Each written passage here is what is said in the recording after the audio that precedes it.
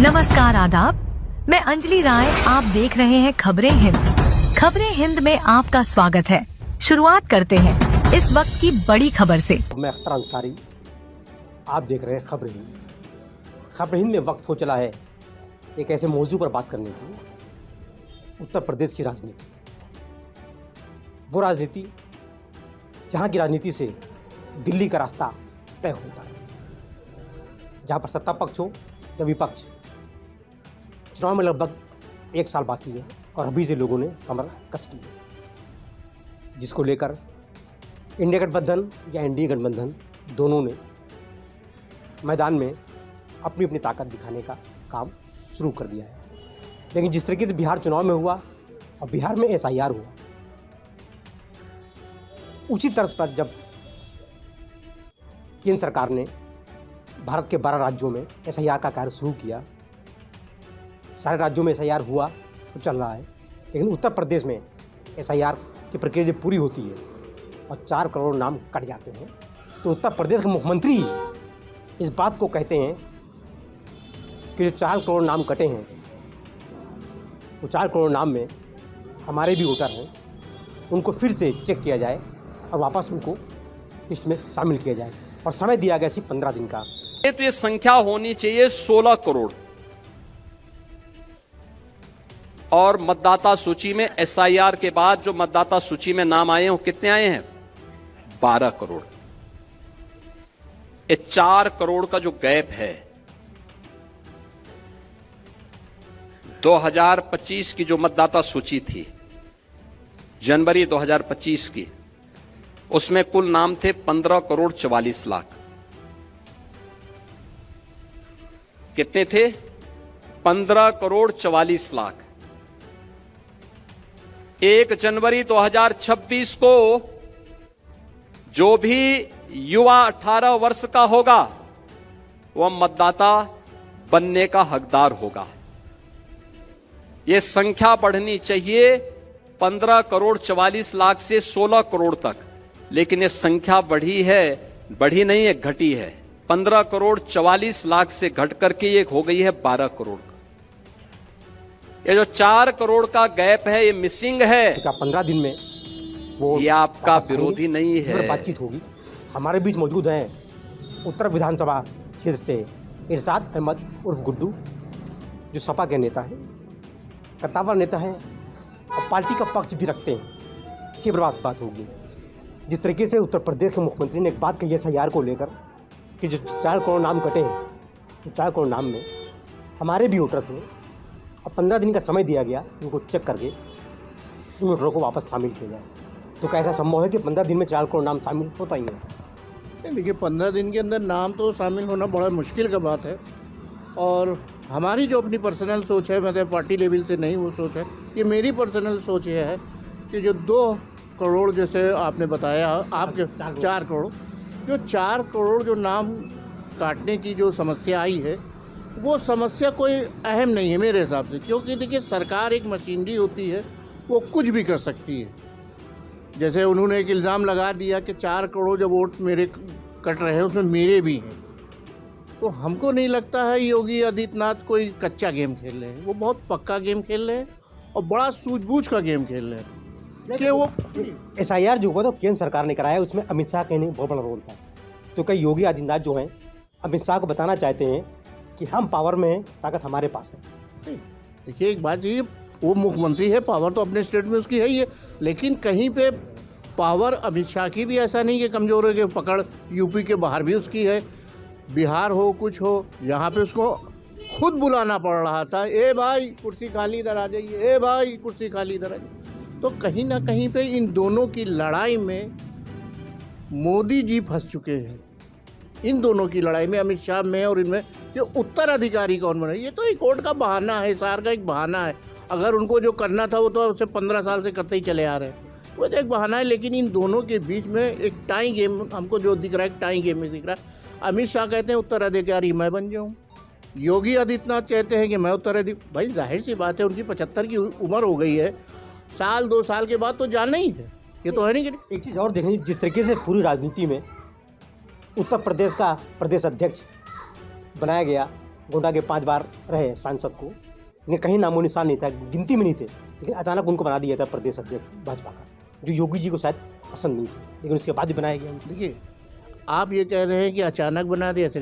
BJP और संघ एक स्क्रिप्ट 4 साल पहले या 5 साल पहले लिख चुकी होती है, लेकिन उसको हाईलाइट जब करती है जब उसका मौसम आता है। जैसे साल में गर्मी, बरसात, जाड़ा होता है, इसी तरीके राजनीतिक में भी होता है, मौसम की तरीके बदलता है खेल। ऐसा नहीं कि वो नया चेहरा है।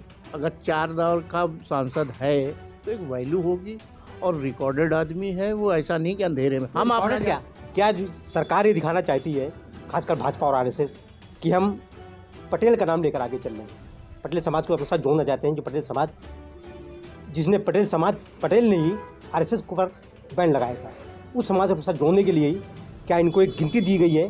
जिस तरीके से आपके स्वामी प्रसाद मौर्य थे, वो स्टूल वाले मंत्री बन के रह गए, तो क्या वही कैटेगरी इनकी भी होगी आने वाले समय में? ये तो राजनीतिक में तो स्वाभाविक है कि अगर किसी पार्टी को अपने पाले में लाना हो, वो काम का हो या ना हो, खाली उसका एक जाति प्रमाण पत्र उनको लेना है। अब पटेल का उन्होंने ले, यानी कि उनको ये लग रहा है कि सारे पटेल मेरे पास आ गए, लेकिन ऐसा नहीं है। पब्लिक अब जागरूक हो चुकी है, होशियार हो चुकी है, पढ़ी लिखी है, लेकिन आरएसएस का एक एजेंडा है जो आज भी उन्होंने बदला नहीं है, उस पर काम आज भी वो कर रहे हैं। और हमको लगता है कि हमारी जो सरकार अब जो काम पीडीए पे कर रही थी, उसका उन्होंने काउंटर वार करा है, और उसके पे रास्ते पे चले हैं पटेल वाले पे, ठीक है। और हम लोग जो हैं अभी पीछे हटने वाले नहीं है। अगर आरएसएस आगे बढ़ रही है तो इंशाल्लाह ताला हम लोग भी बहुत आगे बढ़ रहे हैं, और अबकी विधानसभा में जब हम जीत के आएंगे 27 में, तो माननीय अखिलेश यादव जी को जो है मुख्यमंत्री बना के फिर उसके आगे के स्टेप हम लोग बाद में खोलेंगे। वो तो खाली मुख्यमंत्री तक बनाएंगे, ये ज़रूरी नहीं है कि हमारी भी सीढ़ी अब प्रधानमंत्री लेवल में है। एक सुबह और आई कि एक अभी एक बयान बनारस बॉम्बे से आया कि अब जो प्रधानमंत्री होगा वो बॉम्बे से होगा। हर राजनीति की हर एक की एक पिक्चर क्लिक हुई। एनसीपी के जो नेता हैं शरद पवार, क्या उस लाइन में हैं? क्या भाजपा ऐसा कर सकती है कि उनको प्रधानमंत्री पद दे सकती है? नहीं, ऐसा नहीं हो सकता, क्योंकि राजनीति की गोद में बैठ नहीं रहा यहीं पे। हाँ, नीतीश नायडू साहब ये इसलिए बैठ रहे हैं क्योंकि इनके पास कुछ ऐसे सांसद हैं, अगर इनका खिसका तो मोदी सरकार गिर सकती है, ठीक। लेकिन वो कभी बेइज्जती होके नहीं जाना चाहते हैं। वैसे काफ़ी बदनाम है मोदी जी, हर आदमी अब उनको नारे दे रहा है, गद्दी चोर, वोट चोर, सब कुछ कह रहा है। ये मेरे ख्याल से इतिहास का एक नया चेहरा है कि जो इतनी बेइज्जती सह रहा है, प्रधानमंत्री बन पे बना हुआ है और इस्तीफा नहीं दे रहा है। ये पहला है भारत का प्रधानमंत्री। अभी तक जितने प्रधानमंत्रियां हैं, कभी इतना विरोध नहीं हुआ उनका जितना इन पे विरोध होगा। आपको ऐसा क्या लग रहा है कि किसी वजह से इतना विरोध हो रहा है? क्या उन्होंने क्या कर दिया? जबकि सबका साथ, सबका विकास, 2 करोड़ नौकरियां, सभी की तो बात करते हैं।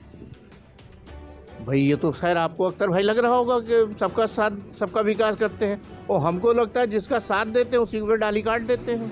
ये इतिहास है इनके। जितने सहयोगी अब तक के आए, जब भी 11-12 साल की इनकी सत्ता रही, सहयोगी पे सबसे पहले इन्होंने गर्दन पे छुरी चलाई है, बाद में अदर पे चलाई है। आप इनका रिकॉर्ड देख लीजिए। आप जो भी इनका सहयोगी रहा उसको साफ कर दिया। नीतीश कुमार को भी तो साफ कर दिया है धीरे धीरे।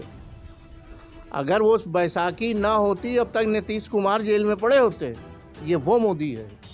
और देखिए, मुसलमानों से आपको एलर्जी है, ठीक, मोदी साहब को, अमित शाह साहब को, और फिर भी आप मुस्लिम कंट्रीज में जाके गले मिलने, आज भी कौन सा कतर देश है वहाँ गए हुए हैं। मुस्लिम देश में आप जाते हैं क्यों? फिर अब क्यों जाते हैं आप? जब मुसलमान आपके अपोजिट हैं, और यहीं पे वो देखिए आपके इसराइल है, उसका आप समर्थन करते हैं। कल इसराइल पे कितनी आफत आई, यहाँ का पूरा योगी मीडिया और जो भी हो भी जनता है, सब उसका सपोर्ट करता है। हमारे कतर है, जैसे बहुत ऐसे मेरे खाड़ी देश हैं जो बहुत सम्मान देते हैं भारत को। इनको शर्म आना चाहिए कि मुसलमानों को इस तरह से कहते हैं।